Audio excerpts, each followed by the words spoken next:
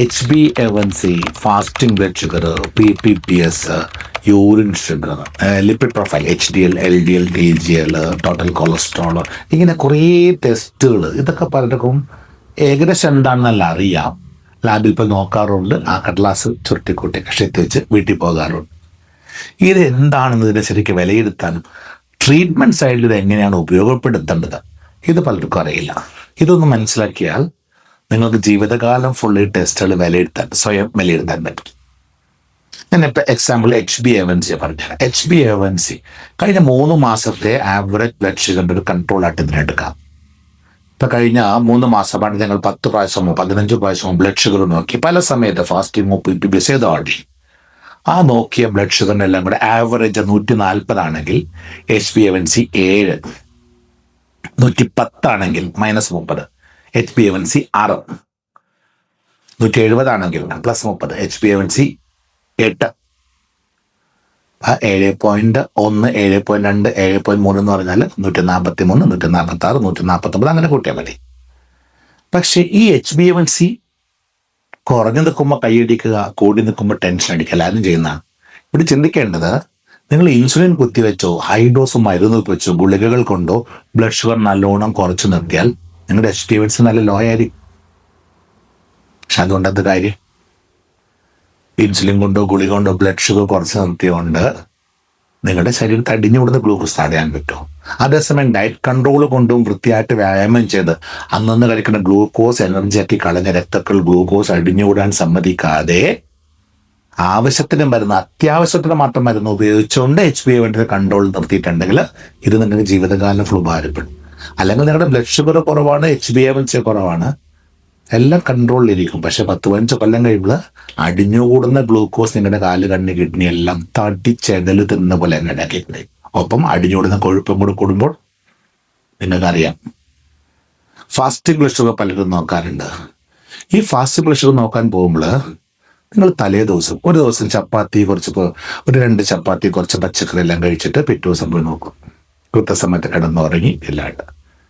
അടുത്ത പ്രാവശ്യം നോക്കുമ്പോൾ തലേദിവസം ഒരു ഫംഗ്ഷൻ ഉണ്ടായിരുന്നു, ഗുളിക കഴിച്ചില്ല, വ്യായാമം ചെയ്തില്ല, കുറച്ച് കൂടുതൽ ഭക്ഷണം കഴിച്ചു, 2 ചെറിയ ഡ്രിങ്ക്സ് ഒക്കെ ചിലർ കഴിച്ചിട്ടുണ്ടാകാം, 12 മണിക്ക് കിടന്നുറങ്ങി. എന്നിട്ട് പിറ്റേ ദിവസം ഫാസ്റ്റ് ഷുഗർ നോക്കുന്നു. ഇത് രണ്ടും കൂടെ കമ്പയറബിൾ ആണോ? സോ ഫാസ്റ്റിംഗ് ബ്ലഡ് ഷുഗർ നോക്കുന്നത് നമുക്കൊരു നല്ലൊരു ഇൻഡെക്സ് ആണത്. പക്ഷെ തലേദിവസം നമ്മൾ കഴിച്ച ഭക്ഷണത്തിനോ വ്യായാമത്തിനോ മരുന്നിനോ ഒക്കെ അപേക്ഷിച്ച് ഇത് ചേഞ്ച് ഉണ്ടാകുന്നില്ല. സോ എല്ലാ തലേദിവസം ഒരേപോലെ ഇരിക്കണം. ഫാസ്റ്റ് ഷുഗർ നോക്കി PPPS നോക്കാൻ പോകുന്നു. ബ്രേക്ക്ഫാസ്റ്റ് കഴിഞ്ഞ് 2 മണിക്കൂർ നോക്കാൻ പോകുന്നു. ഒരു പ്രാവശ്യം നിങ്ങൾ ചോറ് കഴിച്ചിട്ട് നോക്കാൻ പോകുന്നു, അടുത്ത പ്രാവശ്യം ഗോതമ്പ് കഴിച്ചിട്ട് നോക്കാൻ പോകുന്നു. ഈ അരി ഗ്ലൂക്കോസായി മാറുന്ന സമയവും ഗോതമ്പ് ഗ്ലൂക്കോസായി മാറുന്ന സമയവും സെയിം ആണോ? കമ്പാരബിൾ ആണോ? യൂറിൻ ഷുഗർ എന്താണെന്ന് പോലും പലർക്കും അറിയില്ല.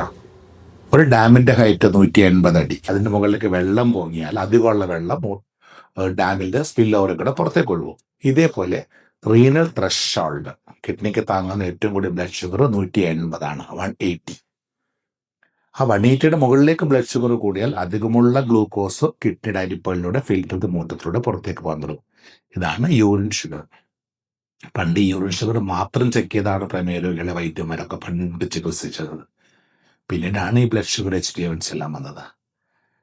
ഈ യൂറിൻ ഷുഗറിൻ്റെ ഇമ്പോർട്ടൻസ് ഡീറ്റെയിൽഡ് ആയിട്ട് പിന്നെ പഠിക്കാം. അത് വളരെ ഇമ്പോർട്ടൻ്റ് ആണ്. കാരണം സ്ഥിരമായിട്ട് കിഡ്നി കൂടെ യൂറിൻ ഷുഗർ പോയിക്കൊണ്ടേയിരിക്കുന്നത് അത്ര നല്ലതായിരിക്കില്ല. യൂറിൻ ഷുഗർ ഇല്ലാത്തൊരവസ്ഥ നമ്മളിത് മെയിൻറ്റെയിൻ ചെയ്യണം. ഏത് സമയത്ത്? ഉച്ചഭക്ഷണം കഴിഞ്ഞ് 2 മണിക്കൂർ കഴിഞ്ഞ് ഒഴിക്കുന്ന മൂട്ടത്തിൽ ഗ്ലൂക്കോസ് ഇല്ലാതെ ശ്രദ്ധിക്കണം. എന്താ കാര്യം?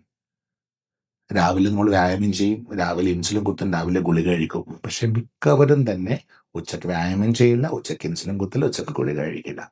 രാവിലെ ചെറു ഭക്ഷണം എടുക്കും, ഉച്ചക്ക് ചോറ്, നെയ്ച്ചോറ്, ബിരിയാണി, അതുപോലെ കുഴിമന്തി, കുറേ വലിയ വലിയ ഭക്ഷണങ്ങളാണ് ഉച്ചക്ക് കഴിക്കുക. ഇതോടെ എന്ത് പറ്റും? അത് കഴിഞ്ഞിട്ട് ഉച്ചക്ക് മിക്കവാറും പോയി കിടന്ന് 2 മണിക്കൂർ ഉറങ്ങുകയും ചെയ്യും.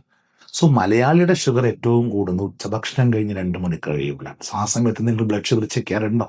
യൂറിൻ ഷുഗർ നോക്കാറുണ്ടോ? ഇതൊക്കെ പഠിക്കേണ്ടത്. അതിനേക്കാൾ ഉപരി നമ്മൾ HOMA-IR ഇൻഡെക്സ് നിങ്ങൾ കേട്ടിട്ടുണ്ടോ എന്ന് എനിക്കറിയില്ല.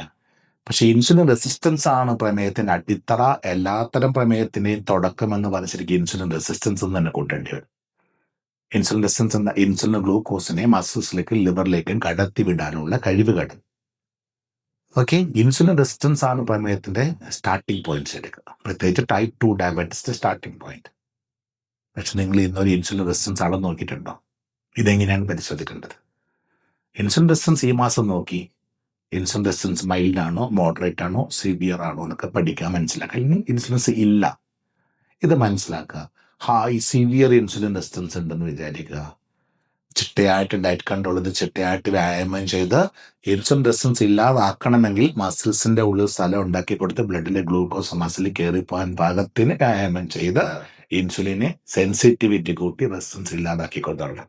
അത് കൃത്യമായിട്ട് ചെയ്തിട്ട് 1-2 മാസം കഴിഞ്ഞിട്ട് നമ്മൾ വീണ്ടും റിപ്പീറ്റ് ചെയ്ത് നോക്കിയിട്ട് ഇൻസുലിൻ റെസിസ്റ്റൻസ് എങ്ങനെയുണ്ട്, അപ്പൊ മനസ്സിലാവും ഇത് ട്രീറ്റ്മെന്റ് ആണോ അല്ലേ എന്നുള്ളത്. അതല്ലാതെ കുറെ മരുന്ന് ഉപയോഗിച്ചത് ഇൻസുലിൻ കുത്തി ബ്ലഡ് ഷുഗർ കൺട്രോൾ നിർത്തി, യൂറിൻ ഷുഗർ കൺട്രോൾ നിർത്തി, HbA1c control, lipid profile control, very good എന്ന് കൈയടി. പക്ഷേ 10-15 കൊല്ലം കഴിയുമ്പോൾ കൈയും കാലും ഇട്ടടിക്കേണ്ടി വരും. കാരണം അപ്പോഴേക്കും തടിച്ചെതല് തിന്നുന്ന പോലെ അടിഞ്ഞു കൂടുന്ന ഗ്ലൂക്കോസും കൊഴുപ്പെല്ലാം കൂടെ കംപ്ലീറ്റ് ബ്ലഡ് വെസൽസ് കേടാക്കി കാണും, അവയവങ്ങളെല്ലാം കേടാക്കി കാണും. ഇത് തിരിച്ചറിയാതെ കുറെ മരുന്നുകൾ കൊണ്ട് പാരാമീറ്റേഴ്സ് ഒക്കെ നോർമൽ നിർത്തുന്നതാണ് ട്രീറ്റ്മെന്റ് എന്നുള്ള നിങ്ങളുടെ ധാരണയാണ് പ്രശ്നം. കുറച്ചുകൂടെ patient should be bit for educated, കുറച്ചുകൂടെ കാര്യങ്ങൾ പഠിക്കണം, മനസ്സിലാക്കണം. അപ്പോൾ നിങ്ങളുടെ ആത്മവിശ്വാസം കൂടും. ധൈര്യത്തോടും ആത്മവിശ്വാസത്തോടും നിങ്ങൾ രോഗങ്ങളെ കൈകാര്യം ചെയ്യാൻ പഠിച്ചെടുക്കും. ഫ്യൂച്ചറിലേക്ക് നിങ്ങൾക്ക് വലിയ പേടി വേണ്ടി വരില്ല.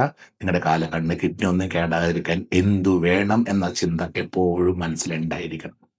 Okay, thank you.